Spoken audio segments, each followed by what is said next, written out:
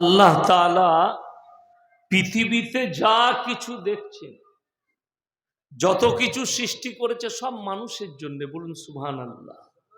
মানুষকে কিন্তু তাদের জন্য নয়, মানুষের জন্য সব। প্রকৃতিকে যা কিছু দেখছেন সব কিছু মানুষের জন্য। মানুষকে আল্লাহ সৃষ্টি করেছেন নিজের সামান্য ইবাদতের জন্য। বলুন সুবহানাল্লাহ। আল্লাহ মানুষকে সৃষ্টি করেছেন ইবাদতের জন্য, বাকি সব মানুষের জন্য। মানুষকে তাদের জন্য নয়। তার কয়েকটা প্রুফ আছে। একটা হচ্ছে বনের প্রাণী, সব থেকে হিংস্র প্রাণী বলে আমরা যাকে জানি, সে হচ্ছে বাঘ।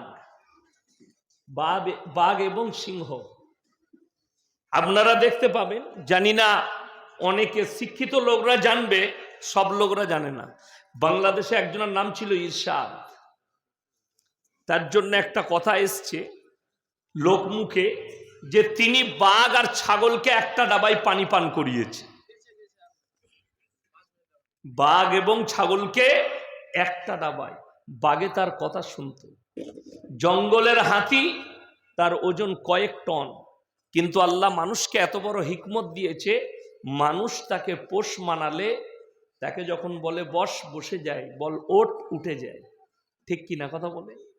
তো এত বড় প্রাণী মানুষের কন্ট্রোলে আল্লাহ দিয়েছে। মানুষকে আল্লাহ বানিয়েছেন আইয়ুকুম আহসানু আমালা।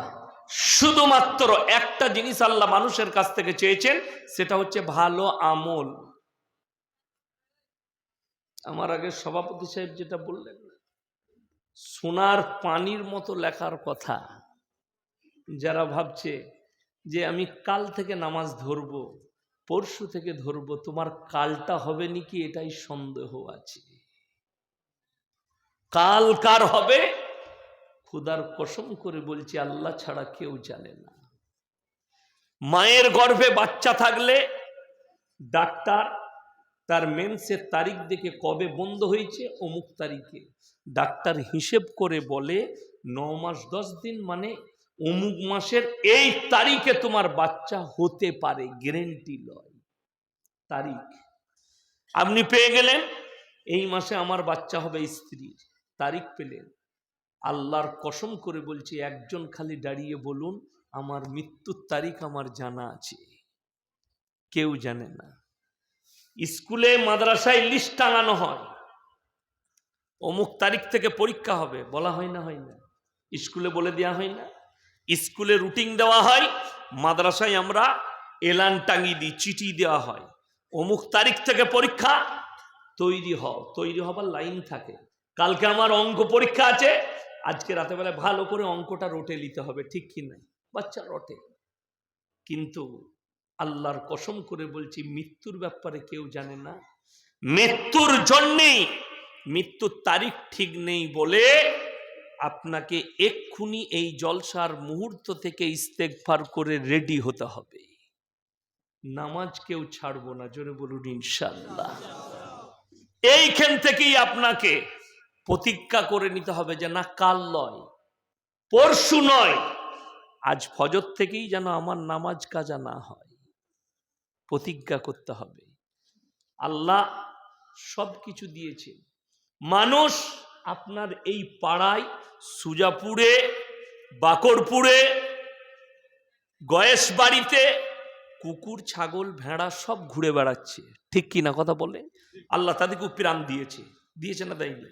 আর আমাদেরকেও প্রাণ দিয়েছে। একটা পিঁপড়ে যে রাস্তায় চলছে তার মধ্যেও আল্লাহ প্রাণ দিয়েছে। একটা মাছির মধ্যেও প্রাণ দিয়েছে। পার্থক্যটা কি করেছে শুনেলেন? ইনসান আর জানোয়ারের পার্থক্য। প্রাণ আল্লাহ সকলকে দিয়েছে।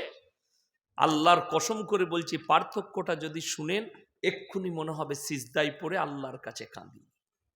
পার্থক্যটা, আল্লাহ ইনসানের যে পরিচয় ঘটালেন ওটা বাপের দ্বারা, মায়ের দ্বারা নয়। আমাকে যদি জিজ্ঞেস করেন আপনি কে, আমি বলবো আমি মোল্লা শওকত আলী মাজাহিরির ছেলে, মৌলভী ইয়াসিন। এটা আমি বলবো আমার পরিচয়। কারোর যদি বাপও মারা যায় আর জিজ্ঞেস করি তুমি কে, সে বলবে আমি মৃত অমুকের ছেলে। না মায়ের নাম বলবে? বাপের না।